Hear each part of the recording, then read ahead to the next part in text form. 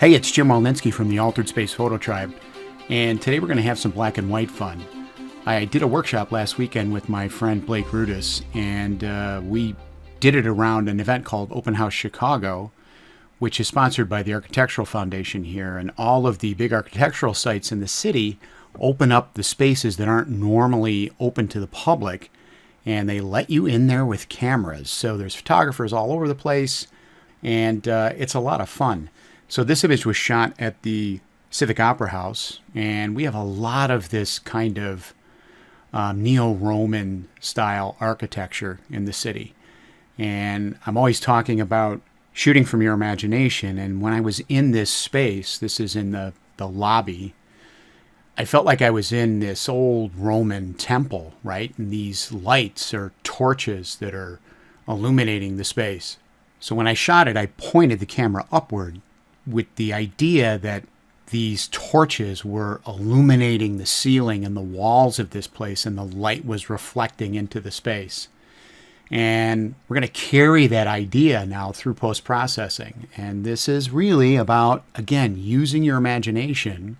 And I'm not talking about, the fantasy type imagination. I'm talking about those images, those kind of archetypal images that we all have inside our minds, and using that to define what your photograph is going to be like, and recognizing that at the beginning of the process and carrying that all the way through the end. So the style that I'm going to do this in is kind of a 1940s kind of film noir look, the Humphrey Bogart, Edward G. Robinson thing. And keeping that in mind, I know I'm going to add a lot of film grain to this. I know it's going to be really dark and really high contrast. So I do have a kind of a strategy for how I'm going to get there, but we're going to really feel our way through this photo. So let's just kind of dive in here. So I'm going to zoom in on this. And this was shot handheld in a really dark space. And you can see how noisy this thing is. This is just really, really noisy. So this is actually the dark exposure out of a bracket that I brought the shadows up, and of course when you bring the shadows up you bring a lot of noise up, so we really need to deal with the noise here. I'm going to make a copy of my background layer, and honestly the best piece of noise reduction software out there as far as I'm concerned is Topaz Denoise. Does a great job, and this is just their default kind of preset. So what I'm going to go for here is the raw moderate preset. And I'm going to go down into an area that's got a lot of noise. And I'm going to turn my preview up so it's really strong. And all I need to do is hold the space bar down. I can see the before and after. And man, it does a really good job. So what I want to do is I'm going to zoom out to 100% here. And I think I've pretty much got my noise reduction part nailed. Let's just look at the color noise. And I think I'll bring my red up a little bit. And probably bring my blue up a little bit, I'm going to guess. Oh, yeah. All right, so that's a lot better. And let's see if I have any color shifts. A little bit. I can see some of these areas of color bleeding into each other, just a touch. So we're just going to clean that up a little bit. And that looks good. So back out to my RGB composite, and you can see that I'm in pretty darn good shape here. So I want to bring some of this detail back, and really the way to do that is to just increase the detail slider a little bit. I think I overdid it there. And let's go into an area back in here, and I'm kind of going to be watching this stuff now. I'm going to turn my brighten preview off, and I just want to reduce the blur in here a little bit. And you'll see that this actually kind of starts to sharpen stuff up. And I got to be careful that I don't go too far. And so there's my before and after. Before and after, before and after. And that looks really good. So let's zoom out to 50% and just make sure that we're in good shape. So I've retained all my detail, and I've bagged all that noise, and this looks really good. Let's just reduce that blur a little more. There we go. And I'm just going to hit OK. and topaz is going to do its thing.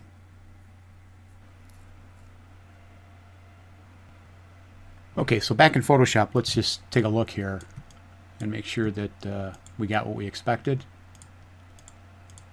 And you can see, if I zoom in a little more, that that looks really good. So let's zoom out and zoom into this area down here where we've got a lot of shadow information and tremendous noise reduction, no loss of detail. So what I'm going to do is rename this layer denoise. So I do recommend, and you probably heard other people say this, that you keep track of your layer stack so you know what's what. I'm going to make a copy of this, and now I'm going to pull out some more of this detail, and we're going to use the high pass sharpening method. So selecting the high pass filter, actually let's cancel that really quick, and I just want to blow up in here a little bit into an area, this area here where we've got a lot of this detail. And so we'll just bring up the high pass filter. And what the high pass filter does is it looks for high contrast edges, and it allows those edges to pass through the filter. You can see if I bring this up to 16, that's way overkill, and if I'm down to 0, I don't see anything at all. So what I really want is kind of, you know, that looks pretty good, about 4. And I'm going to hit OK. So what I need to do here now is get rid of this gray. And fortunately, we have the soft light and overlay blend modes.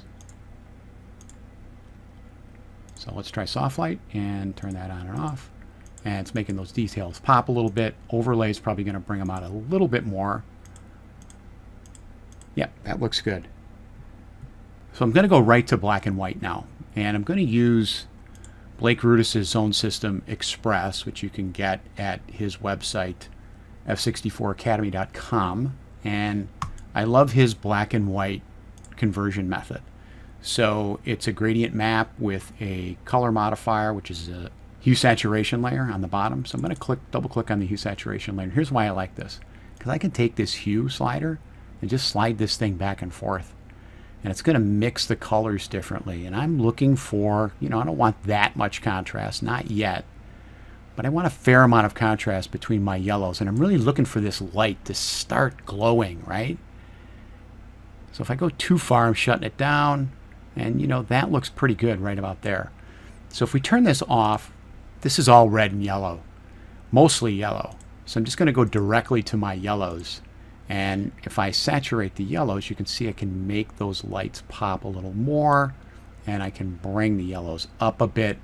And I'm going to go to my reds, and saturation doesn't have too much of an effect, but I can bring them down just a touch like that. And that's a really solid black and white conversion.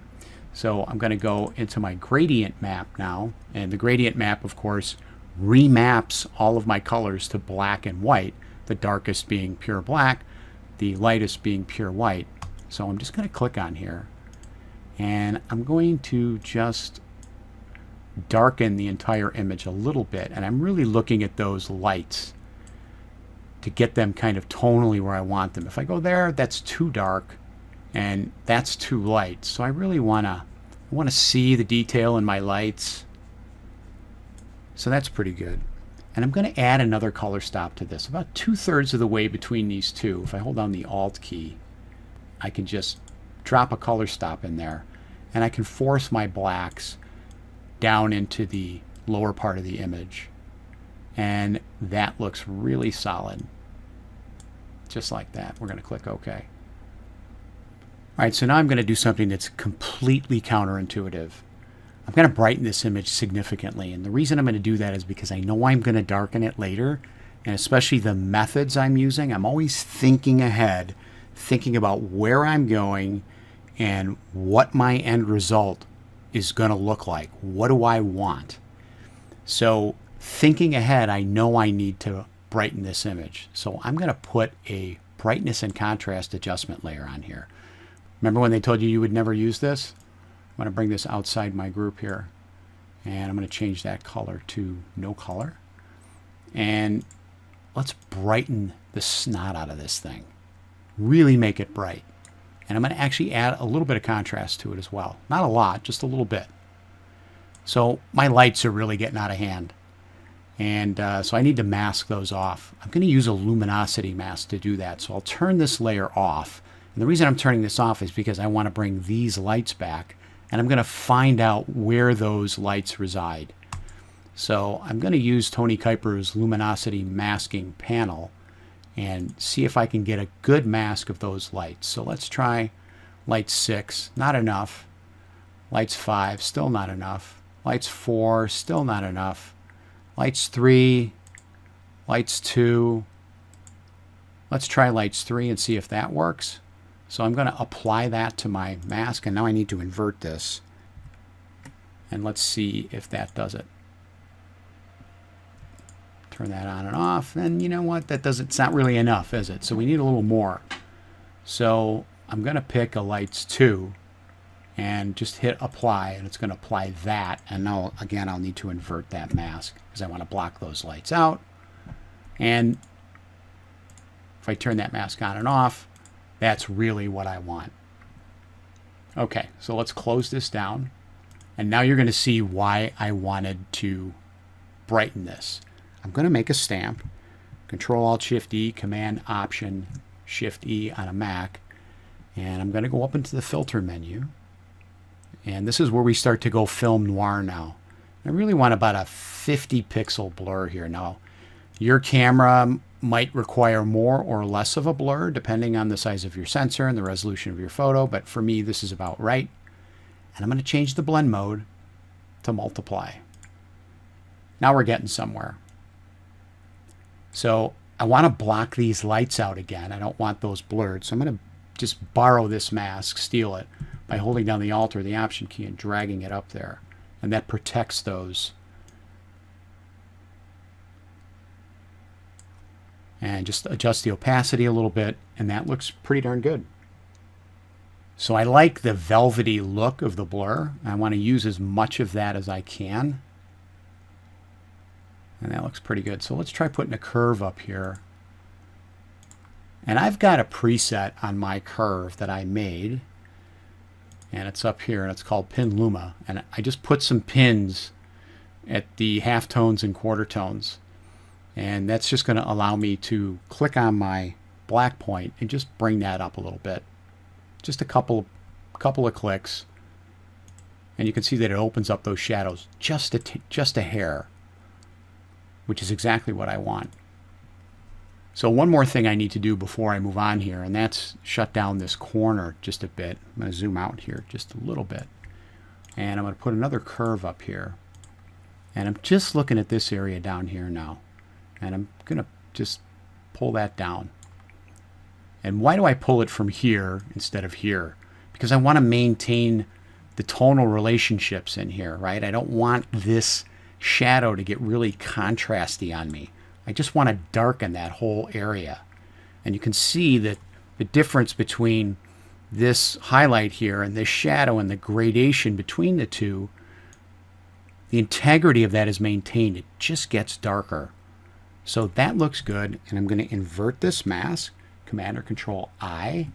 And now I'm going to use a gradient, a foreground to transparent gradient, and I'm going to use a linear gradient. And we're going to paint with white. And I just want to shut this down a little bit, just like this. So all I did was shut that corner down. And that's exactly what I want. So now that's not competing with this other stuff down here. And yet I've got enough context down there. And I might just darken that a little bit more, just like that. So we're getting close here now, and I'm going to start to set up some vignettes, and then we're going to work with our highlights. I'm going to grab my lasso tool, and all I want to do is make a large organic selection around my area of interest, which is this area right here. And I think I want this actually to be bigger, so we're going to go like that. And it looks pretty good. Now I'm going to put that on a curve, and Photoshop made a mask based on that selection. Now I want to darken the outer parts so my mask is backwards because the outer parts need to be white. So I'll invert the mask, Control or Command I. And now I'm going to go up into the Blur menu and choose Gaussian Blur. And I'm going to feather this mask out. So I need a pretty big feather here. So I'm going to choose 450, which is about right for my camera. Again, for your camera that you may need a little more or a little less. You'll have to do a little bit of experimenting. And so double click on that. Now I'm just going to bring that down and darken that. So I'm going to protect my blacks a little bit by clicking on that outside point and just bringing those blacks back up. And I may want to paint out my lights a little bit because I don't want to really shut those down. They're kind of important. So I'll choose a brush and I'm just going to use my mouse for this. Nice and soft. And I'm going to paint with black to erase this darkening. And I'll do it at about 20%. And I'm just going to click a few times in here just to get rid of the darkening effect around this area. And that looks pretty nice. All right, so I don't want to go too dark with this. And you'll see why in a second. So I'm going to reduce the effect of that vignette a little bit. About halfway. Because I'm going to make another one. And this one's going to be smaller. So we're going to grab the lasso tool. And I'm just going to go around my inner area of interest here, which is just this area right here. And I'll make another curve. And I'm going to invert the mask. And I'll use the same blur. And so now I can lighten this area. Whoops. I didn't need to invert that. So now I can lighten this area, and I'm going to pull this down just to maintain that contrast. So let's see what that affects. And that's pretty much what I'm looking for. Okay, so let's work with our highlights now and really go for that kind of 40s film noir look, right? That moody, atmospheric, smeary highlight. So I'm going to make a stamp, Control-Alt-Shift-E or Command-Option-Shift-E on a Mac, and I'm going to go back to my blur filter. And this time I'm going to choose a smaller blur. I probably need something around 40 pixels, something like that. Just what I'm looking for is I want to see my shapes, but I don't want to see the details. So that's pretty good. So what I'm going to do now is change the blend mode to screen. Now, I want to bring back some of my shadows. Obviously, that's way too much. So I can use Blend If to do that. And all I have to do is hold down the Alt key or the Option key and split this slider, which represents the darks of the underlying layer. And I can bring a lot of those darks back. So how much do I want to bring back? Well, I'm watching this area, this glow here. And if I go too far, then I lose everything, right? So I don't want to do that. But on the other hand, I want to maintain the other glow in my highlights. So I'm going to click OK for a minute, and I'm going to revisit. This is my darks glow down here. I should have renamed this layer. I'm going to revisit this for a second. So let's turn these vignettes off. And let's see if we need to shut down some of the highlights in here. And, you know, I think our mask took care of it, so we're okay.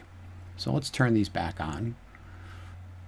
And I'm going to select this layer and just reduce the opacity of this a little bit, like that. And I'm going to let that glow kind of blow out and bleed into this surrounding area. And if you think it's too much, I can up this a little bit and just put a mask on here, and maybe that's what we'll do here.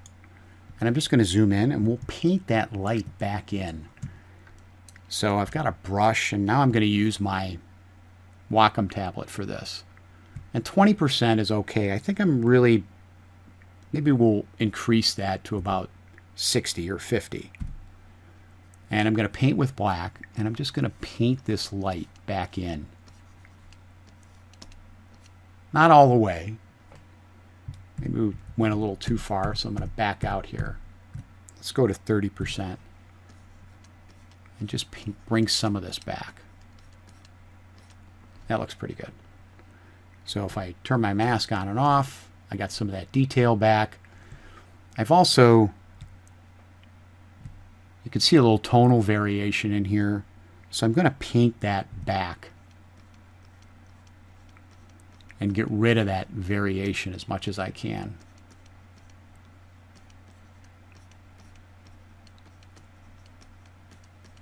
There we go. That looks good. So we're looking pretty solid here.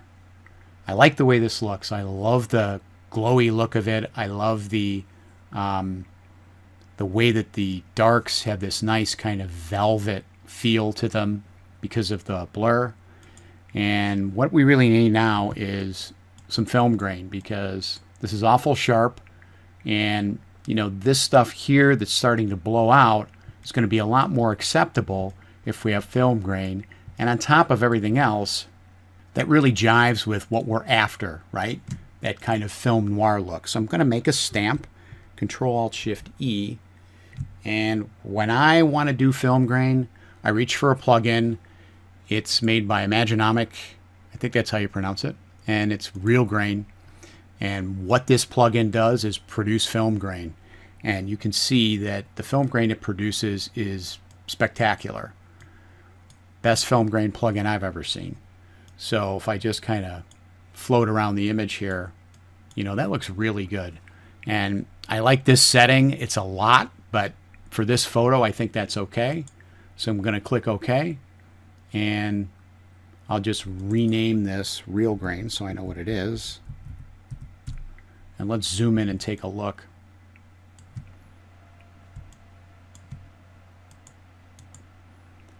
So I will say that sometimes you have to watch the film grain in the really bright areas, because when you put film grain into really bright areas like this, what happens is you can actually see the tonal variations in an area like this, and I don't want to see those.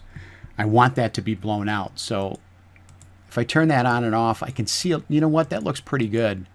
That doesn't bother me. I'm going to paint a little bit of that back.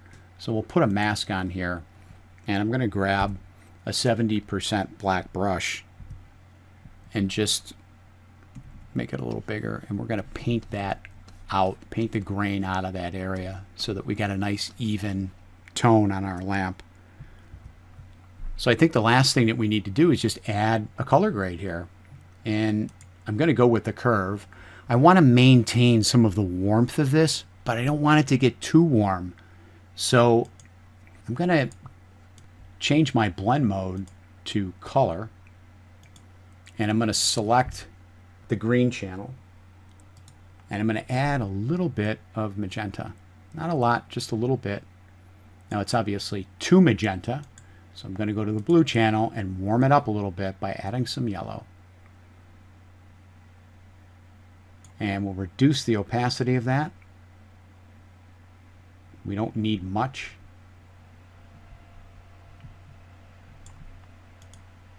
And there's our before and after. We could probably turn that down even a little more. You know, toning should be subtle. That looks nice. And we're done. What I want you to take away from this is have an idea of where you want to go before you even click the shutter button. And if you're shooting an idea instead of a thing, you're much more likely to get something that you want. This is Jim Wolninsky from the Altered Space Photo Tribe.